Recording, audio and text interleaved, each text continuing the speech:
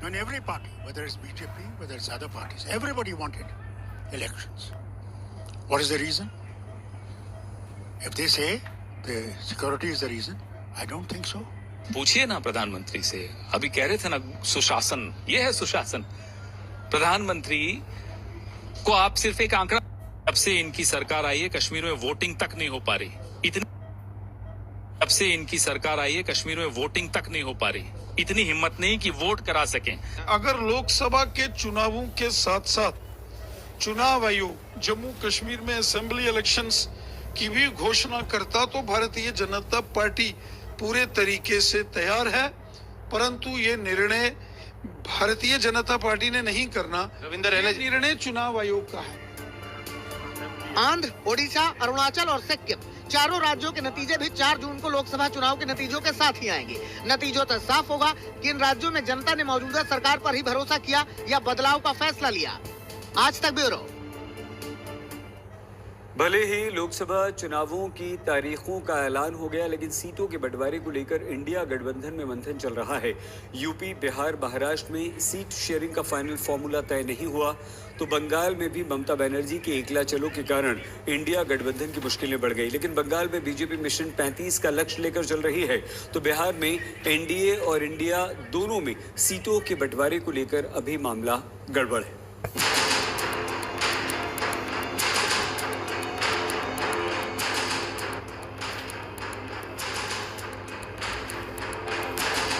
तारीखों के ऐलान के साथ ही आज लोकसभा चुनाव का शंखनाद हो गया, लेकिन अभी भी यूपी, बिहार और महाराष्ट्र में एनडीए और इंडिया गठबंधन में सीटों के बंटवारे को लेकर फाइनल फॉर्मूला तय नहीं हो सका है। देश के सबसे बड़े सूबे उत्तर प्रदेश का रण रोचक हो गया है, जहां एक और बीजेपी ने वाराणसी, गोरखपुर, लखनऊ, अमेठी और कन्नौज जैसी सीटों पर पहले ही प्रत्याशियों का ऐलान कर दिया है। लेकिन कांग्रेस अभी भी रायबरेली और अमेठी जैसी सीटों पर कंफ्यूज है। इसीलिए कांग्रेस अभी तक तय नहीं कर पाई है कि राहुल गांधी को अमेठी से उतारे या नहीं। अमेठी को वर्षों वर्ष इमोशन के आधार पर छला गया, लेकिन आज अमेठी की जनता ये पूछ रही है कि अगर स्मृति ईरानी और भारतीय जनता पार्टी 5 वर्षों में इतना काम विकास का कर सकती थी, तो फिर राहुल गांधी, जिनके पास माताजी केंद्र में सत्ता में थी, उनके मित्र अखिलेश जी उत्तर प्रदेश में सत्ता में थे, सत्ता को कोई अभाव नहीं था उनके पास, लेकिन सेवा का ध्येय नहीं था, इसलिए अमेठी को वंचित रखा। रायबरेली, अमेठी और बनारस को छोड़ देंगे आप? बनारस भी तो निगाह होनी चाहिए। आपकी पार्टी के लिए तो वही किला। नहीं, बनारस भी ढाएंगे किला इनका, बनारस भी ढाएंगे, इनको बता देंगे बनारस की लड़ाई कैसी होगी। इस बार मोदी जी के सामने बनारस, इस बार पूरी ताकत के साथ कांग्रेस पूरे उत्तर प्रदेश और देश में लड़ने जा रही है।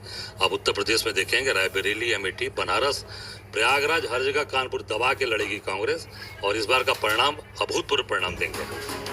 वहीं आज समाजवादी पार्टी ने अपनी 5वीं लिस्ट जारी कर दी, लेकिन अभी तक अखिलेश यादव ने अपनी सीट को लेकर रुख साफ नहीं किया है। अखिलेश ने अपने चचेरे भाई धर्मेंद्र यादव को आजमगढ़ से रण में उतार दिया है। उधर बिहार में लोकसभा चुनाव की तारीखों के ऐलान से पहले ही नीतीश मंत्रिमंडल का विस्तार हो चुका है। बिहार में भी इंडिया और एनडीए दोनों में सीट बंटवारे को लेकर मंथन जारी है। अब बिहार में कहां पेच फंसा है, ये समझ लीजिए। बिहार में लोकसभा की 40 सीटों पर जेडीयू अपनी जीती 16 सीटों से कम पर मानने को तैयार नहीं है। चुनौती जीतन राम मांझी और उपेंद्र कुशवाहा की पार्टियों को एडजस्ट करने की भी है। एलजेपी के 2 धड़ों में बंटने से भी मुश्किल हो रही है। चिराग पासवान की एलजेपी को 5 सीटें और पशुपति पारस की एलजेपी को 1 भी सीट नहीं मिलने की खबरें सामने आ रही हैं। उहापोह के बीच पशुपति पारस ने हाजीपुर से चुनाव लड़ने का ऐलान कर दिया है। जब तक विधिवत लिस्ट की घोषणा नहीं होती है, तब तक हम लोग उस लिस्ट का इंतजार करेंगे। घोषणा के बाद यदि हमको उचित सम्मान नहीं दिया गया, तो हमारी पार्टी और हम लोग स्वतंत्र हैं, हमारा दरवाजा खुला हुआ, कहीं भी जाने के लिए हम फ्री। अगर इंडिया गठबंधन की बात करें तो बिहार में भी पेच फंसा हुआ है। बिहार में आरजेडी 28, कांग्रेस 9, सीपीआई एमएल 2 और सीपीआई 1 सीट पर चुनाव लड़ सकती है। भले ही अभी औपचारिक ऐलान नहीं हुआ है, लेकिन ये फॉर्मूला करीब करीब तय बताया जा रहा है। पहले कांग्रेस की ओर से दावा किया जा रहा था कि वो 15 सीटों पर लड़ना चाहती है, लेकिन उसकी मांग आरजेडी ने नहीं मानी। उधर पश्चिम बंगाल में भी ममता बनर्जी बीजेपी का विजय रथ रोकने का दावा कर रही है, इसीलिए ममता बनर्जी अकेले चुनाव लड़ रही हैं। लेकिन बीजेपी बंगाल में मिशन 35 का टारगेट लेकर चल रही है।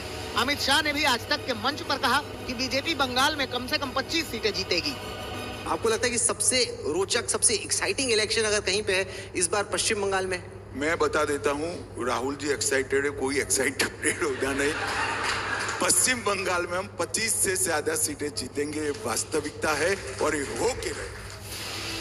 बीजेपी दावा कर रही है कि मोदी दिल्ली में जीत की हैट्रिक लगाने जा रहे हैं। वहीं विपक्ष कह रहा है कि जनता बीजेपी की विदाई का मन बना चुकी है। आज तक ब्यूरो। बहुत छोटा सा ब्रेक, आप प्लीज अपना बहुत ख्याल रखिएगा, देखते रहिए आज तक।